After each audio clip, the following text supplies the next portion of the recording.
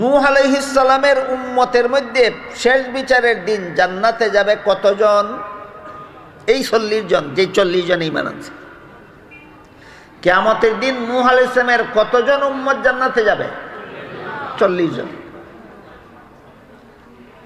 আর আমাদের নবীর এক হাদিসে বলেন যে আল্লাহ আমাকে বলে দিয়েছেন আমার 70,000 উম্মতকে আল্লাহ বিনা হিসাবে জান্নাতে দিবেন।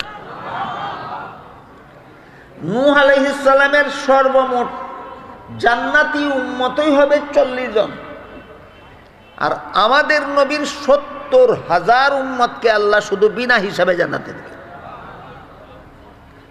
এখানে কার মর্যাদা শ্রেষ্ঠ প্রমাণ হইল? না বুঝলে একটা উদাহরণ দেই। একজন শিক্ষকের 40 জন ছাত্র পরীক্ষায় পাস করলো,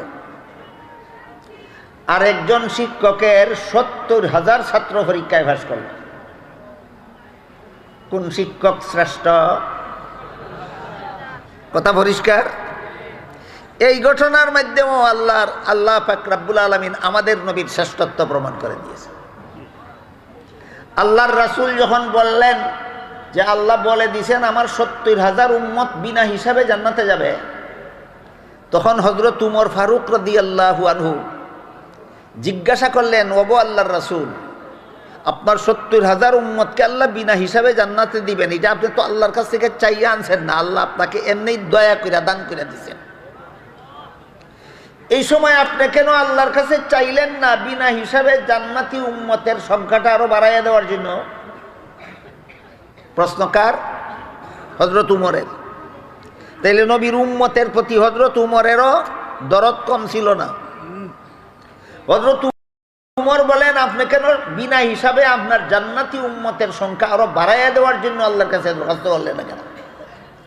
রাসূল বলেন, হ্যাঁ আমি সাথে সাথে আল্লাহর কাছে দরখাস্ত করেছি, হে আল্লাহ বিনা হিসাবে আমার জান্নাতি উম্মতের সংখ্যাটা আরো বাড়াইয়া দিন। তখন উমর বলেন, দরখাস্ত করে কি পাইছেন সেটা বলুন। রাসূল বলেন, আমার এই দরখাস্তের কারণে আল্লাহ বললেন যে আমি যে বলেছিলাম আপনার 70,000 উম্মতকে আমি বিনা হিসাবে জান্নাতে দিব, আপনার সুপারিশের কারণে প্রতি হাজারের সাথে আরো 70,000 করে আপনার উম্মতকে বিনা হিসাবে জান্নাতে। তাহলে এখন অঙ্কটা হবে 70,000 যোগ 70,000 না 70,000 পূরণ 70,000? 70,000 পূরণ 70,000। আল্লাহর দেওয়া 70,000-এর প্রতি হাজারের সাথে আমাদের নবীর সুপারিশের কারণে আরো 70,000 করে এই উম্মতকে বিনা হিসাবে জান্নাতে দিবে। কাজেই আমাদের নবীর এইবার এই হিসাব মতো আমাদের নবীর বিনা হিসাবে জান্নাতি উম্মতের সংখ্যা দাঁড়াইল 490 কোটি। কি পরিমাণ? 400 কোটি আরো 90 কোটি, 10 কোটি কম 500 কোটি, 10 কোটি কম 500 কোটি উম্মতকে আল্লাহ আমাদের নবীর শুধু বিনা হিসাবে জান্নাতে দিবে। এবার আবার বলুন, মুসা নবীর, নূহ নবীর সর্বমোট জান্নাতি উম্মতের সংখ্যা কত? আপনাদের নবীর বিনা হিসাবে জান্নাতি উম্মতের সংখ্যা কত? 490 কোটি। এবার বলেন, একজন শিক্ষকের 40 জন ছাত্র পাস করলো, আর একজন শিক্ষকের 490 কোটি ছাত্র পাস করলো, কে শ্রেষ্ঠ? এইভাবে আল্লাহ আমাদের নবীকে অন্যান্য সকল নবীর উপর শ্রেষ্ঠত্ব দান করেছেন। এছাড়া হাসরের মাঠের হিসাব নিকাশের পর সমস্ত জান্নাতীরা জান্নাতে চলে যাওয়ার পরে দেখা যাবে সমস্ত জান্নাতীদের 3 ভাগের 1 ভাগ জান্নাতি হবে অন্যান্য সমস্ত নবী রাসূলগণের উম্মত, আর 3 ভাগের 2 ভাগ জান্নাতি হবে একা মুহাম্মদুর রাসূলুল্লাহর উম্মত। আল্লাহর রাসূল হাদিস শরীফে বলেছেন, এইটাও আমার একটা মর্যাদার প্রমাণ।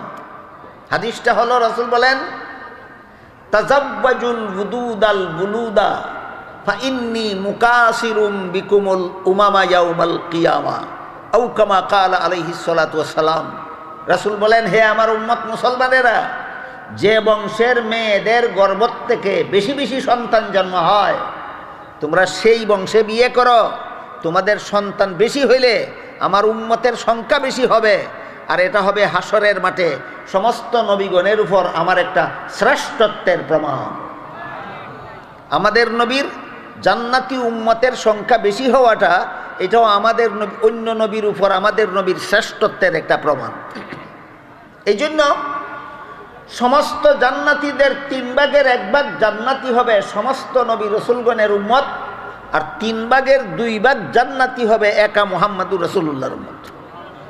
এর মধ্যে 490 কোটি মুসলমান উম্মত হবে আমাদের নবীর বিনা হিসাবে জান্নাতি। এবার আমি আপনাদেরকে একটা কথা জিজ্ঞাসা করব, এই যে 490 কোটি উম্মত হবে বিনা হিসাবে জান্নাতি, এদের তালিকাভুক্ত আপনাদের কি কারো হওয়ার মনে চায়? আপনাদের কারো মনে চায় যে আমি যেন হাসরের মাঠে বিনা হিসাবে জান্নাতীদের তালিকাভুক্ত হই? তাহলে এবার শুনুন, বিনা হিসাবে জান্নাতীদের তালিকাভুক্ত হবে বিভিন্ন উম্মতের বিভিন্ন দল। এর মধ্যে এক দল, সব দলের বিবরণ তো আর একদিনে দিয়ে শেষ করা যাবে না।